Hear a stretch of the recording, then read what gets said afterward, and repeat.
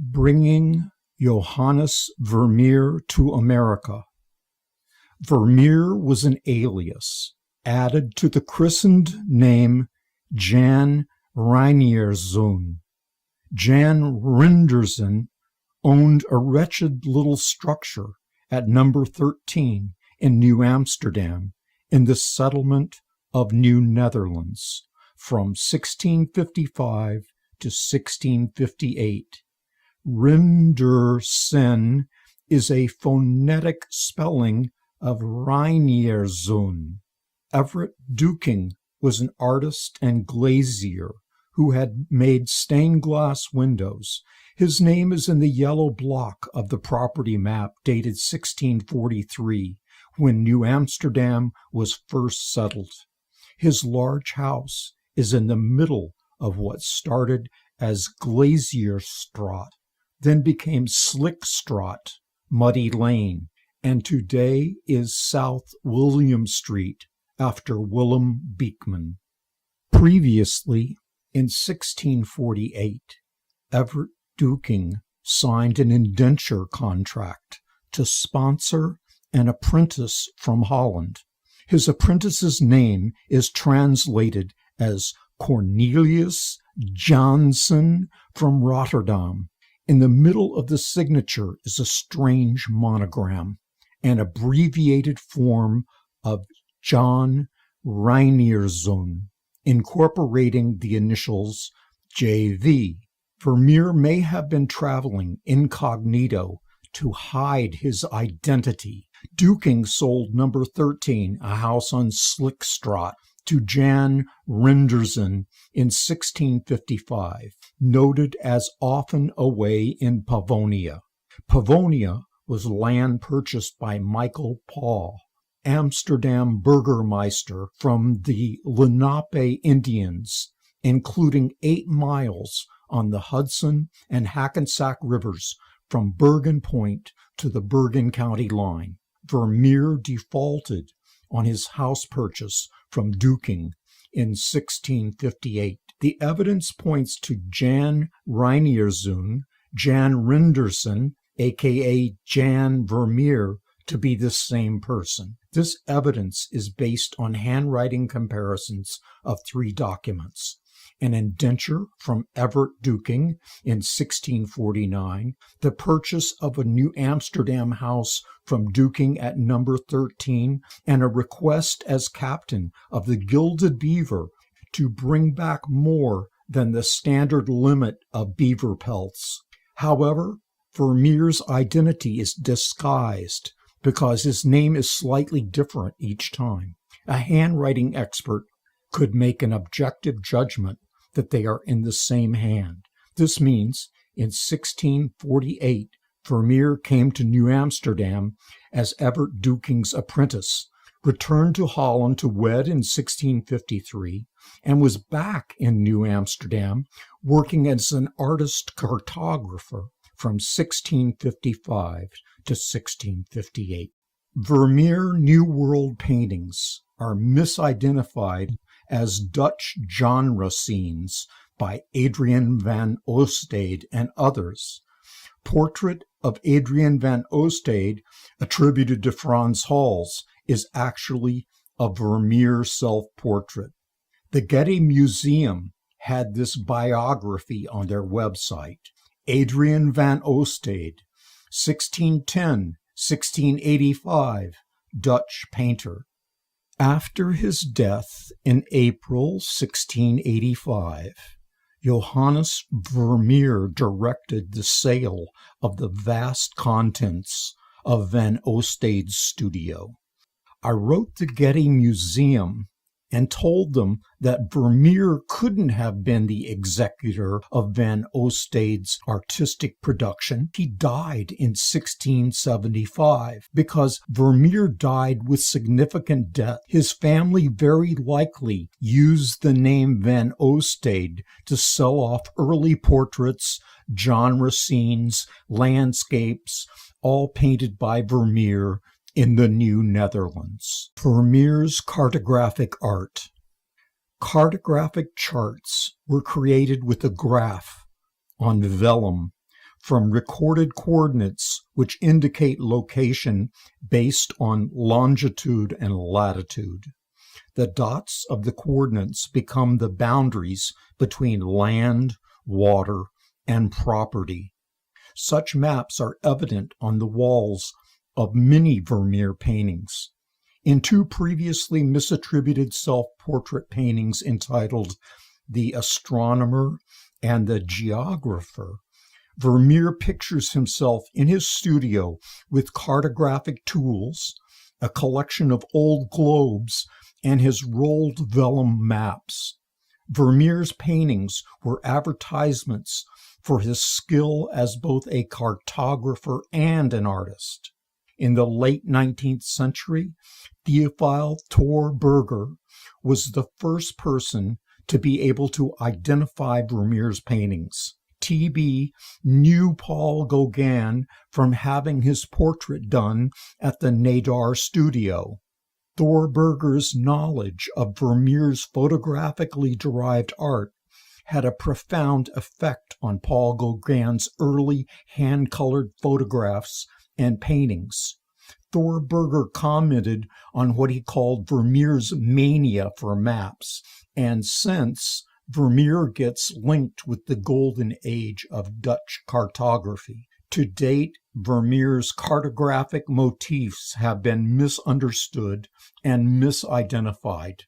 It is not known that Vermeer created crucially important maps and illustrations of New Netherlands, New Amsterdam, and other Dutch colonial claims. The Dutch translation of the name Vingboons is catch beans. Johannes Vingboons was yet another alias created by Johannes Vermeer to disguise his true identity.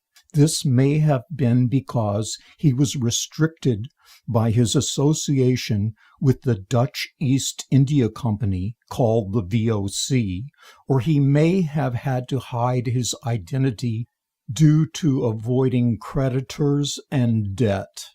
For rich private individuals, Vingboons's work was unique and a sought-after collector's item then and now. The largest lot, a series of 130 watercolors bound in 3 atlases, was bought in 1654 by Queen Christina of Sweden.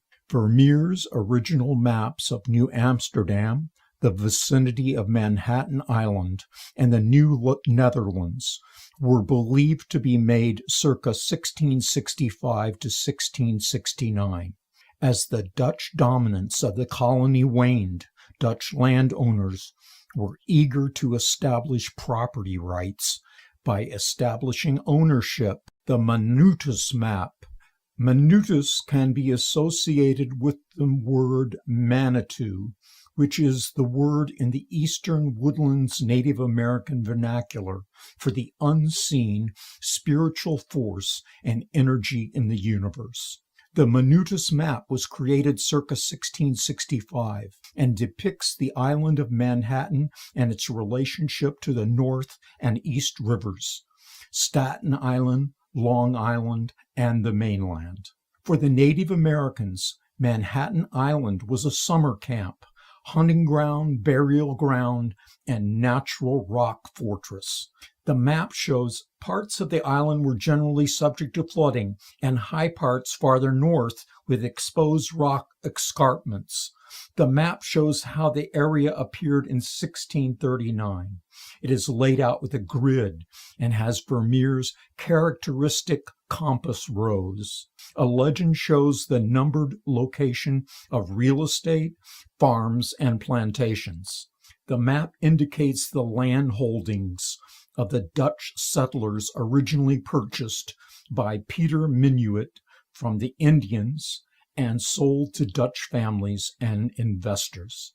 The map also includes clusters of Indian mounds used for fortification and burial, interspersed throughout all regions, especially in the area of Central Park, where the stone outcroppings of these mounds and fortifications have been preserved. The Velasco map. In the 17th century, the map was sent as part of a coded letter to Philip III, King of Spain, describing English activity in Virginia from Don Alonso de Velasco. It was lost in a Spanish archive until the end of the 19th century. It is so accurate that it scares historians into fearing it is a modern forgery.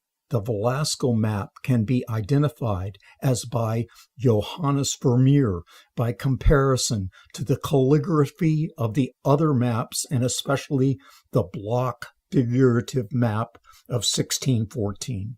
Vermeer had access to all of Henry Hudson's coordinates, as well as his own coordinates, which he was able to collect thanks to his relationship with the Iroquois Native Americans. The figurative map and the Velasco map show that the Iroquois were much further east than previously suspected. Peter Stuyvesant surrendered New Amsterdam without a fight to the English in 1664. Vermeer used English on the 1674 map of Long Island, so I date the Velasco map circa 1670. The block figurative map of 1614. Vermeer's signature, Het Meer V, and Iroquoisan on the figurative map of 1614. Meer does not mean lake. It is an Iroquois boundary.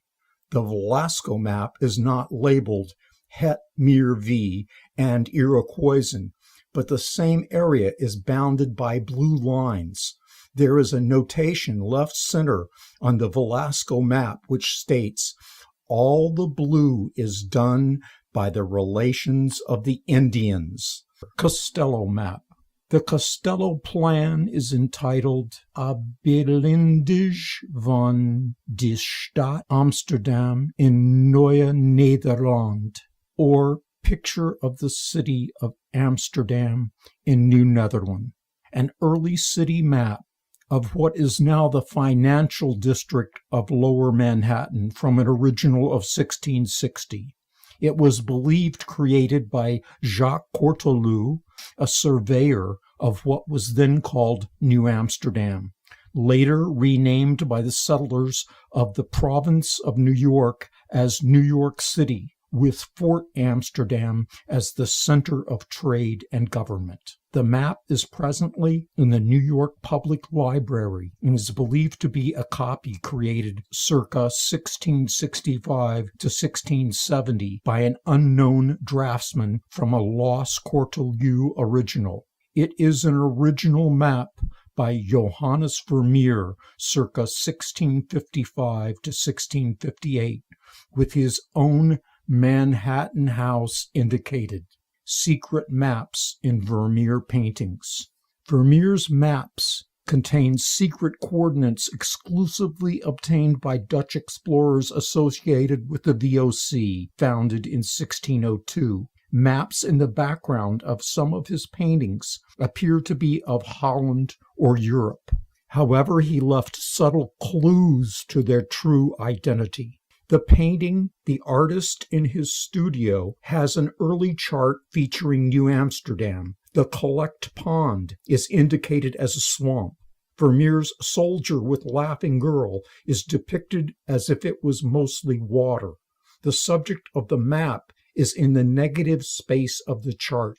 The shape of this map has traditionally been labeled Hollandia, as if it was the coastline of the Netherlands, and the shape of the map is North America.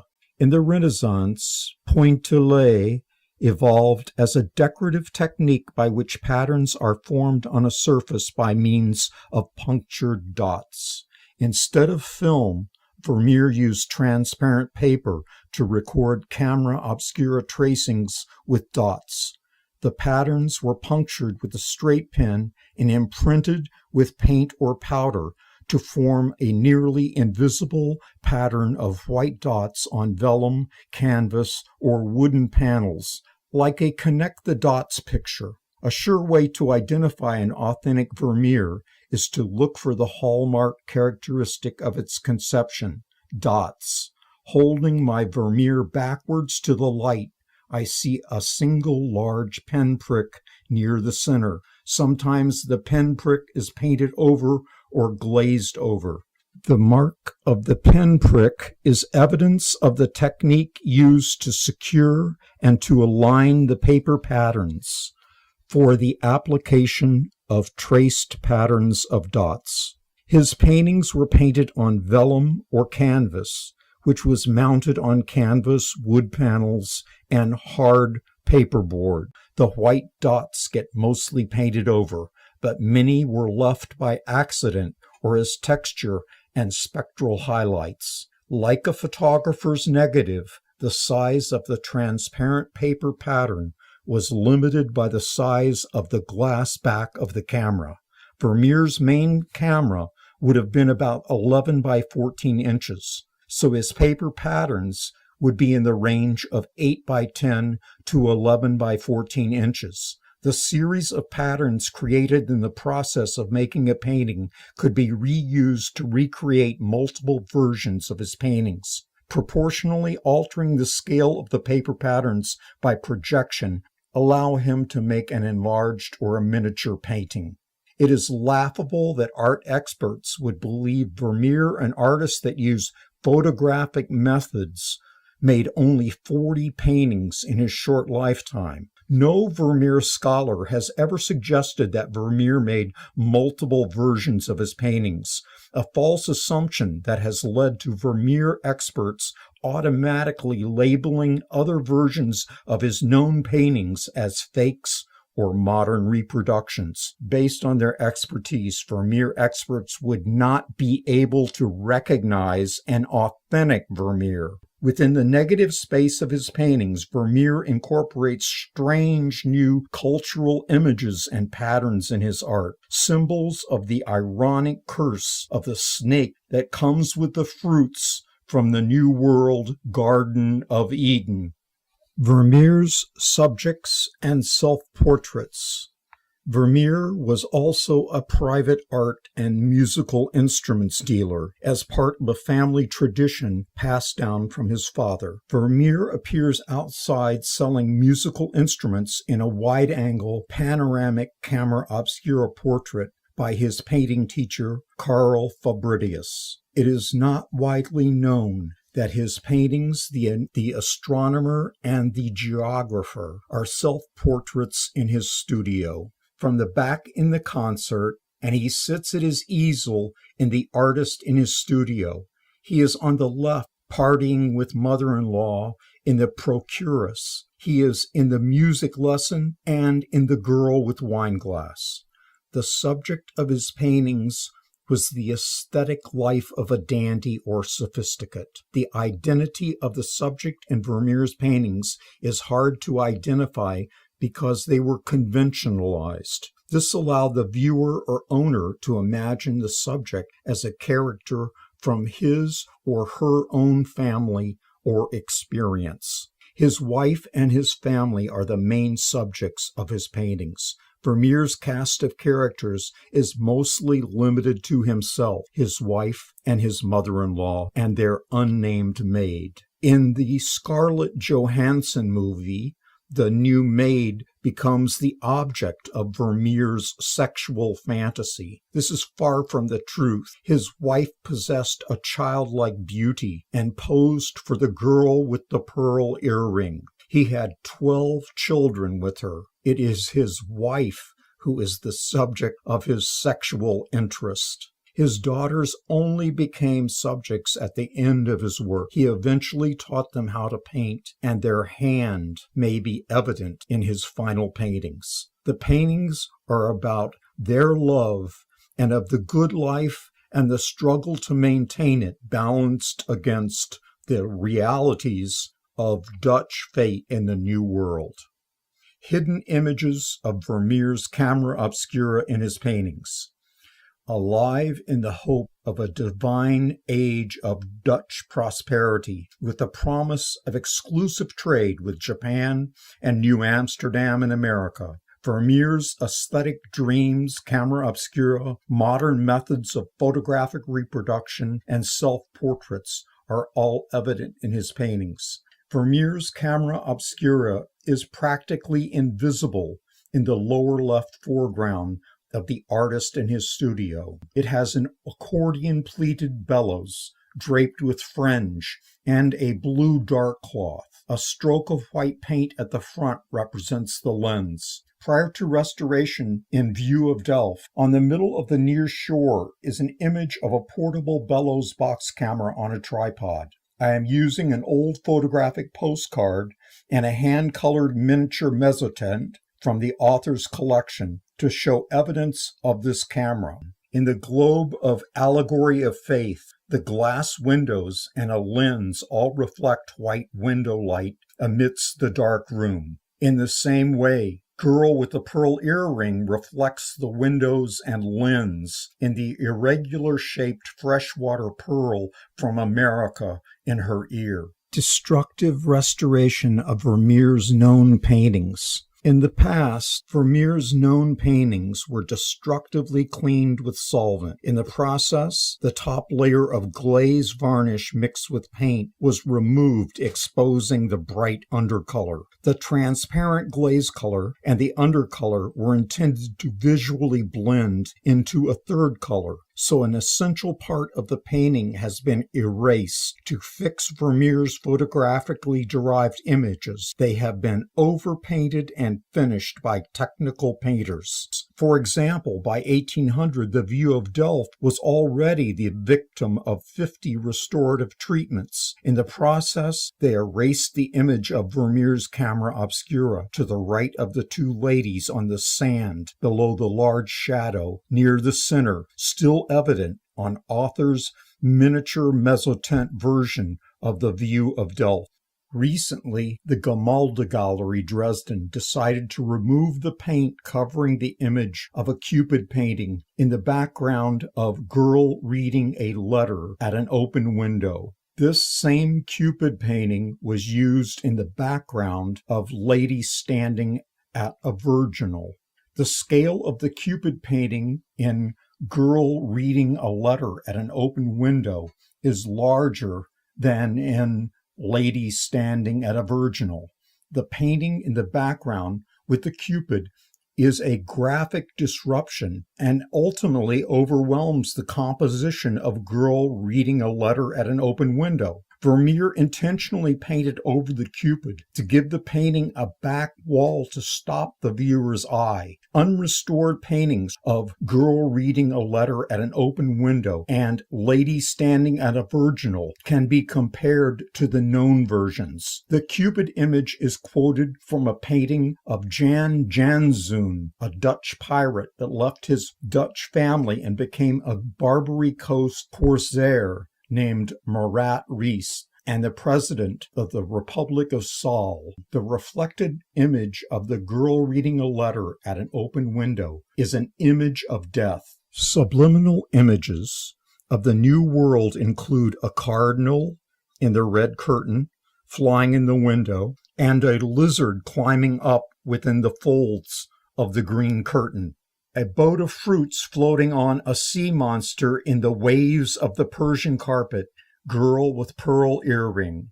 Girl with Pearl Earring was discovered in severely damaged condition. X-rays show areas of the canvas on the face of the girl as having been punctured with holes. In 1881, the painter Van der Hagen repaired Girl with the Pearl Earring. He overpainted the face pink and covered the background with black. In the process, the original appearance of the girl and the technique of the painting have been permanently altered and erased. In 1994, Girl with the Pearl Earring got its most recent restoration, but the artist's authority and intention are long gone. Please compare the newly discovered, unrestored version of Vermeer's Girl with the Pearl Earring with the girl sticking out her tongue from the Addison Thompson collection. Symbols and subliminal images from Neolithic and New World tribal art.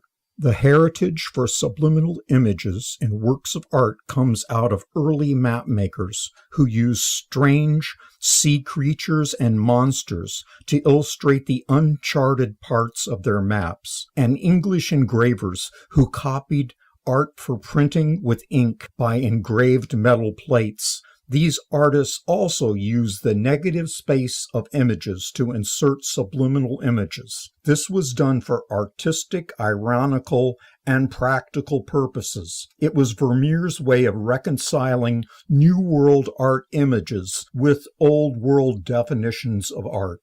Vermeer's mid-17th century photographic paintings are filled with hope for a new Amsterdam, but he uses the negative space of his paintings to mimic abstract images invading from contact with the New World. Tribal art, Japanese kimonos, and maps of America, including New Amsterdam, are evident in Vermeer's artist in his studio. On the table is a Polynesian mask. His model wears an Eastern Woodlands feather headdress, and she holds what resembles a brass musical horn, which is an arquebus, a hand cannon. On the left, a Persian carpet curtain is twisted to create the shape of a large head with an eye and a smiling mouth and a neck, a Hawaiian tiki head. Alien characters of Polynesian tikis, Native American art, and an asmat skull headdress. These 4 Vermeer paintings represent his wife and daughters, dressed as women from their Dutch trading partner. Lady with the red hat, Hawaii. Girl with pearl earring, Iroquois. Study of a young woman, Japan. And girl with a flute, China. Trick or hidden images require a perceptive viewer with a high level of visual acuity. These disguised images would be invisible to most forgers, not copied right or correctly. In 1700, England finally gave rights to authors to protect books from being copied. Vermeer protects the authenticity of his work with subliminal images. Vermeer's mid-17th century photographic paintings are filled with hope for a new Amsterdam, but he uses the negative space of his paintings to incorporate images invading from contact with the New World. Neolithic art references ancient art made by tribal societies. Pagan art incorporates human and animal characteristics and hidden symbols to suggest the cosmographic relationship of all forms of life. Leonardo da Vinci was a Neoplatonist who referenced Neolithic art in his paintings. He can be credited with reviving the concept of incorporating hidden symbols or multiple meanings derived from Neolithic art. Peter Stuyvesant's house and House of Mirrors. In this engraving of Peter Stuyvesant's house, circa 1660, is built outside the Wall Street wall on top of an Indian mound,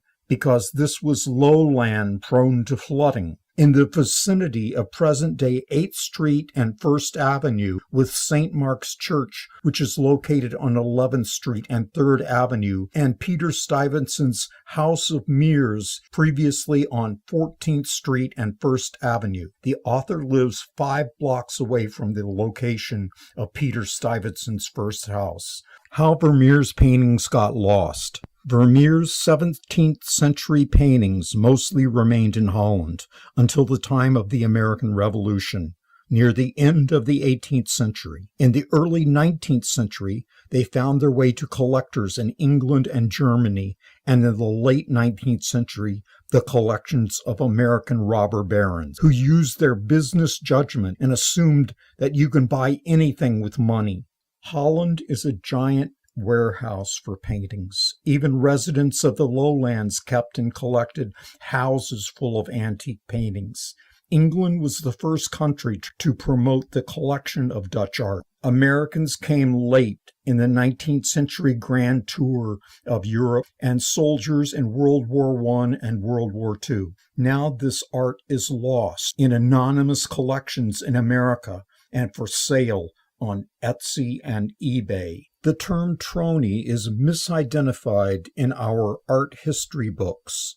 The Dutch word tronie is slang, specifically used in 17th century Dutch art auctions, which fell into disuse during the early 18th century. Art experts try to connect it with the French word trong, which translates as mug and meaning a portrait with an exaggerated facial expression. They use Girl with a Pearl Earring as the prime example of a tronie. Vermeer scholars translate likeness as a genre of painting when tronie references a diptych or pair of related paintings. The word ditto references another copy or multiple version of a painting. The author discovered a version 2 of Lady Standing at a Virginal for sale on eBay for $55. Except for the green chair, the two versions are identical. They are the same size, about 16 by 18 inches.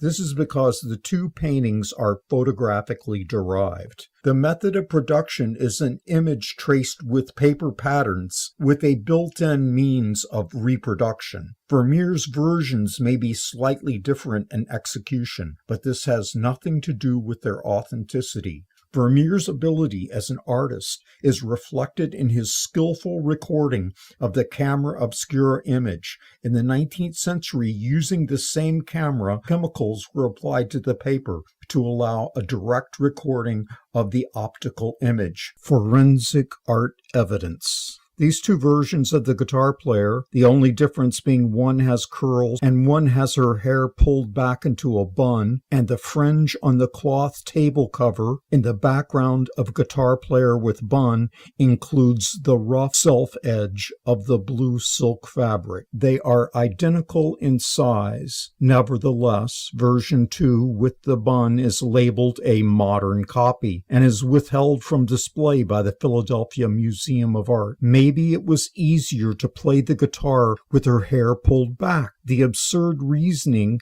experts apply is that her bun hairstyle wasn't in vogue until 1700. This concept is only in place because of their denial of multiple versions of Vermeer's artwork.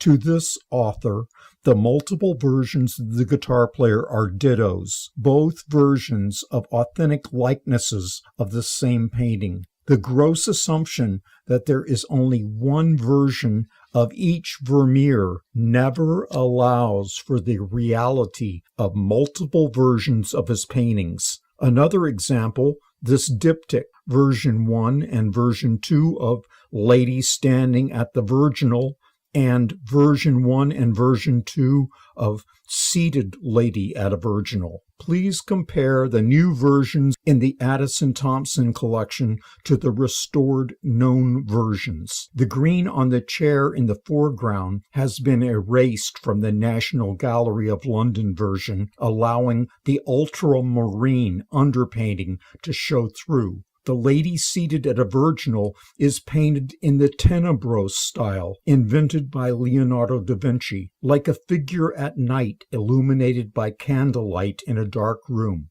Unfortunately, the National Gallery London version has the shadowing removed, the green removed, and extensive retouching with ultramarine blue, so the painting looks like the subject is in daylight. False accusations of fake Vermeer paintings by Van Meegeren. EssentialVermeer.com says, in 1937, Abraham Bredius, who as one of the most authoritative art historians had dedicated a great part of his life to the study of Vermeer, he was approached by a lawyer who claimed to be the trustee of a Dutch family estate in order to have him look at a rather large painting of Christ and the disciples of Emmaus. Shortly after having viewed the painting, the 83-year-old art historian wrote an article in the Burlington magazine, the Art Bible of the times, in which he stated, "It is a wonderful moment in the life of a lover of art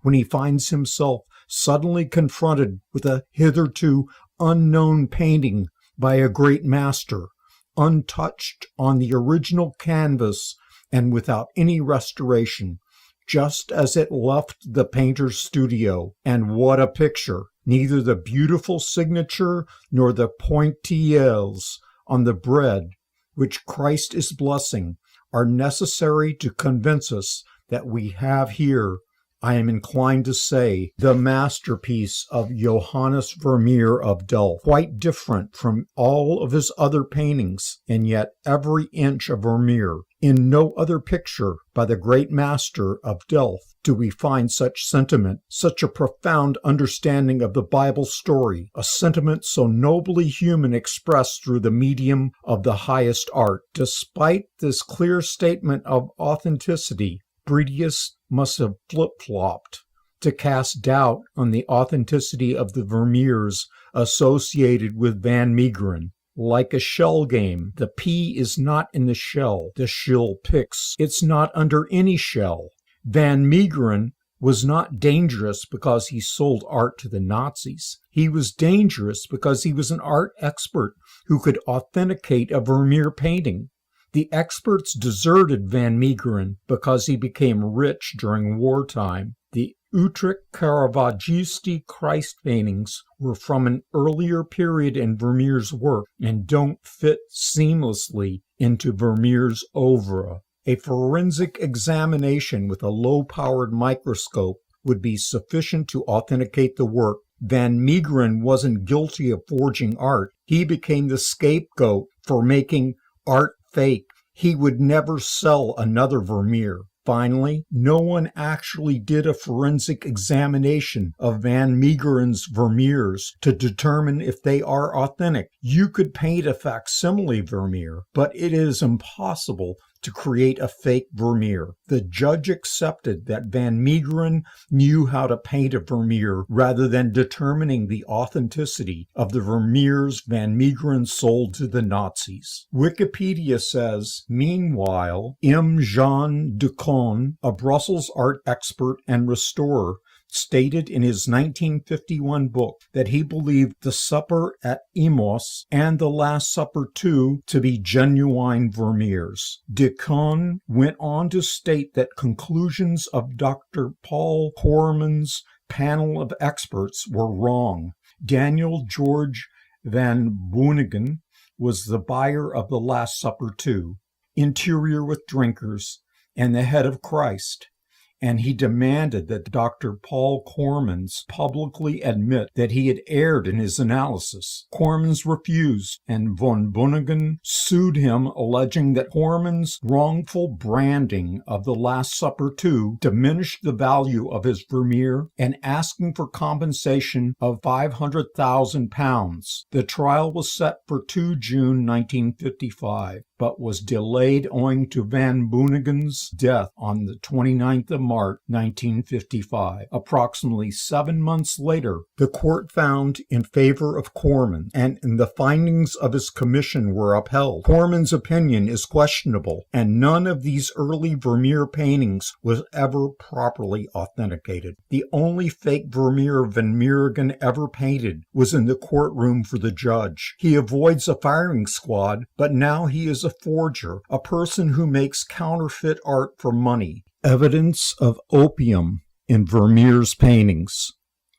In Vermeer's painting, The Procuress, he is pictured in the company of his future mother-in-law. Holding her breast is a Dutch privateer wearing an English red coat. Dutch privateers traded opium to Native Americans in exchange for animal skins. A girl asleep is not a drunken servant girl. It is Vermeer's wife nodding out from smoking opium. Girl with the wine glass, one suitor offering wine to the girl. Other suitor is nodding out at the table in the background. Woman holding a balance is using a scale to weigh a white substance. Girl with a flute is holding an opium pipe, not a flute. In this portrait of Anthony van Leeuwenhoek, he is depicted holding an opium pipe. There is no evidence to prove a relationship between Johannes Vermeer and van Leeuwenhoek, yet they only lived 2 blocks apart in Delft at the same time and shared common interests related to lenses, surveying, cartography, and opium. Early in his career, Van Leeuwenhoek worked as a surveyor, and he was the executor of Vermeer's estate. His intention to make Vermeer pay for his mistakes may have been related to debts accrued from drug addiction. Johannes Van Eyck was here. The Arnolfi portrait, or wedding, is clearly misattributed. The signature on the back wall in translation, Johannes Van Eyck was here, it is not of the Arnolfis, but of Johannes Vermeer, celebrating the wedding to his pregnant wife Catharina Bolms in 1653, and is a modern optical image not available to the time period of Van Eyck. Vermeer is paying homage to Jan van Eyck, a painter whose work would have naturally inspired Vermeer. You can tell it is a Vermeer because of the mirror in the background wall, an optical device employed in many Vermeer paintings, including mirrors, glass globes, metal pitchers, and Native American freshwater pearl